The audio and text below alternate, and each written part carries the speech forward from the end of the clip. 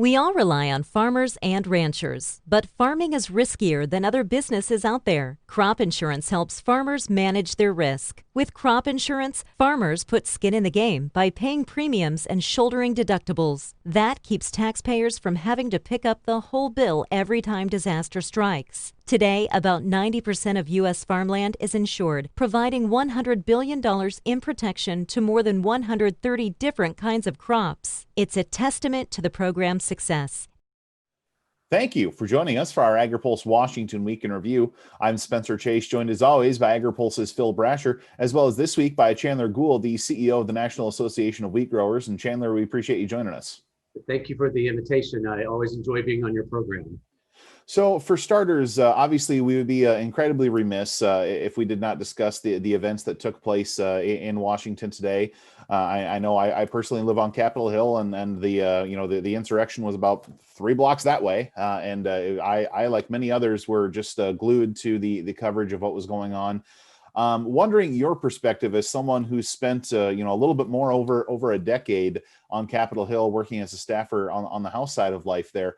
What was going through your mind as you were seeing these images and hearing those sounds and just observing what was going on in the Capitol? What happened this week has to be one of the saddest days for me personally.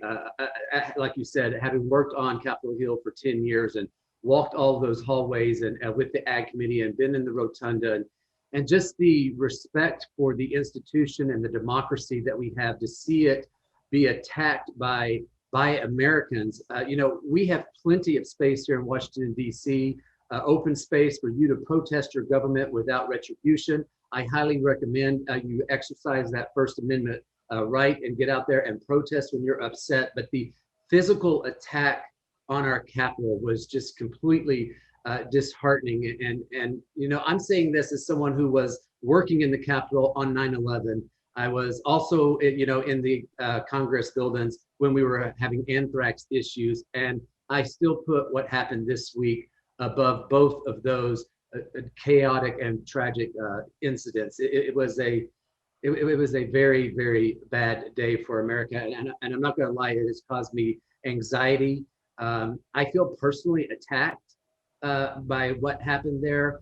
Whether you like the current members of Congress, there are other ways to express your concerns as a U.S. citizen other than attacking our Capitol. That pulls us down to a different level of things that you see in other countries. That's not supposed to happen here, and unfortunately it did. Chandler, one of the things that almost seemed to get lost in what happened transpired on Wednesday is the fact that the Democrats won control of the U.S. Senate by sweeping those 2 runoff races in Georgia.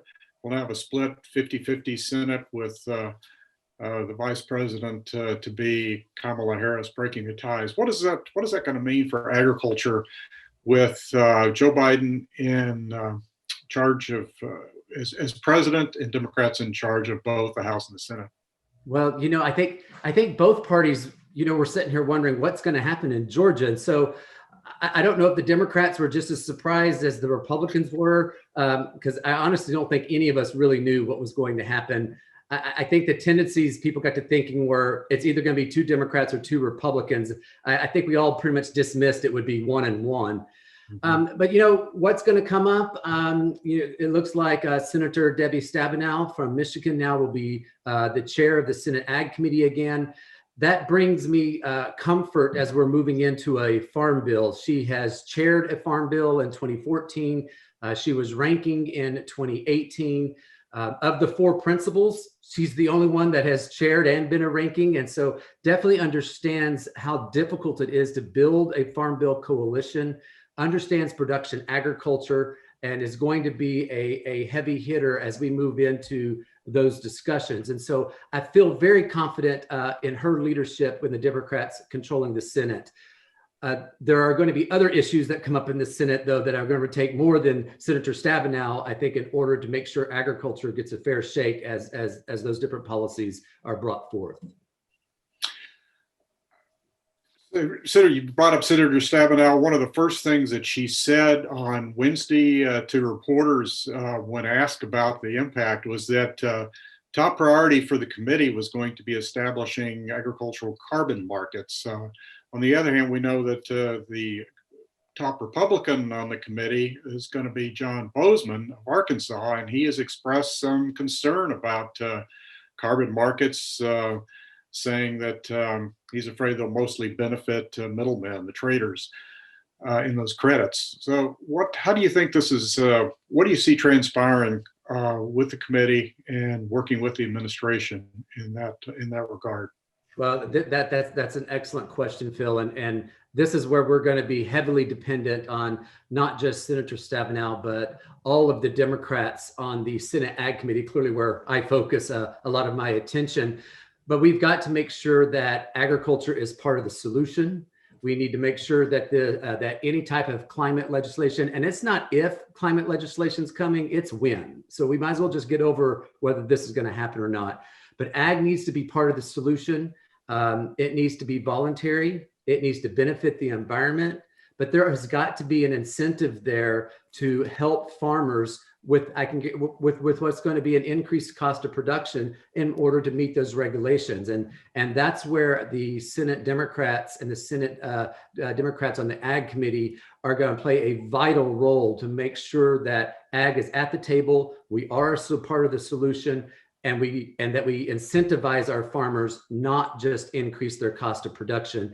And I know that we have got very sympathetic ears on the Democratic side of the dais. Last, I want to ask you, Purdue University does a monthly survey of farmer sentiment. It's more optimism because of the what's happening in the commodity markets, but a lot of concern in this latest survey about new regulations from this new administration. What do you tell your grower members about who may be concerned about new regulations coming from a Democratic administration in Congress?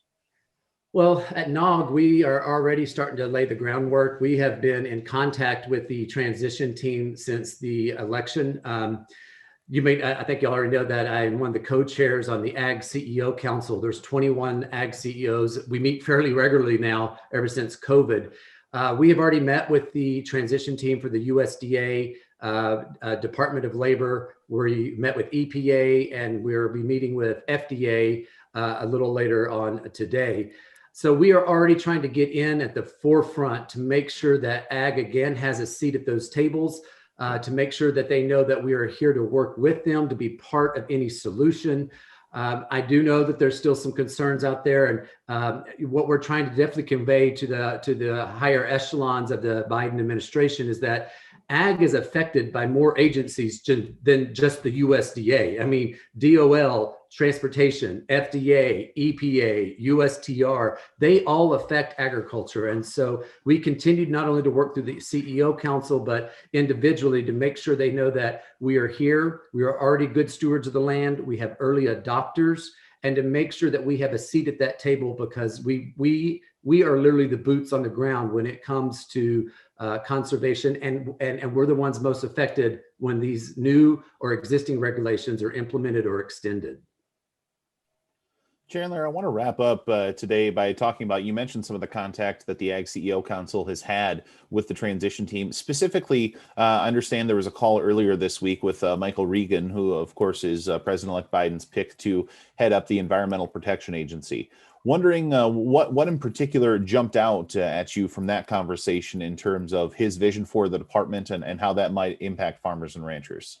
We had a very good conversation with Secretary Regan earlier this week. Of course, since he's in the confirmation process, he couldn't make any direct statements on individual policies. But what we did emphasize to him, and it definitely was very well received, was that, again, ag is here to be a part of the solution. We need a table and a spot down at the EPA. We have strongly encouraged the administration to go back to what the Obama administration did. The Trump administration did this a little bit, but we want those liaisons, that liaison that between the USDA and the EPA, and the USDA and the White House, and the USDA and FDA, because they played such a vital role in making sure the agriculture stakeholders knew what's going on.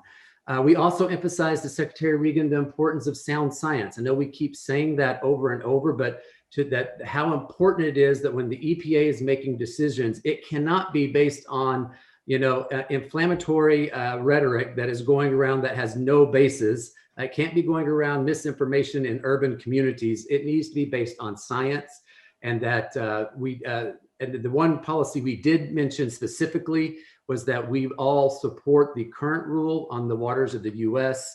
And then Secretary Regan wrapped up his comments and said that he has an open door policy and that agriculture will always be welcome down at the EPA. He did talk about growing up in Eastern North Carolina, very familiar with agriculture, and said he definitely understands the importance of production agriculture, but also understands that we need to maintain environmental justice. And just one last question, earlier this week, we did see the Biden transition team kind of fill out their slate of cabinet picks. So we've got the whole roster in front of us now. Obviously, you need to fill out some deputies, some undersecretaries, et cetera. I guess, broadly speaking, looking top to bottom at this list, your thoughts on the people on the agenda and what that might mean for farm policy. Well, I think in some areas we've got several people that, again, like with Secretary Regan, comes from a large agricultural state. And so I know that he understands the importance of agriculture. But when we look at the rest of the appointees, I think that President-elect Biden has done a good job of picking people that have been in either that agency or in that part of the industry for decades. So they're coming to this with a lot of experience and not just picking random people as a political favor. So without knowing a lot of them personally, I think that is an excellent way to fill out your cabinet. As you can see too from the picks, he has kept his promise of it's going to be a very diverse cabinet, as they've said, make it look more like what America looks like. Everyone that we have reached out to, though, has been very receptive to us coming in and visiting. NAWG is already setting up our communication plan of how to get into these important offices once they are established and the confirmation process is done. So, the devil is in the details. I think we need to give them the opportunity to get into these offices and continue to move forward and to do our best to work with them.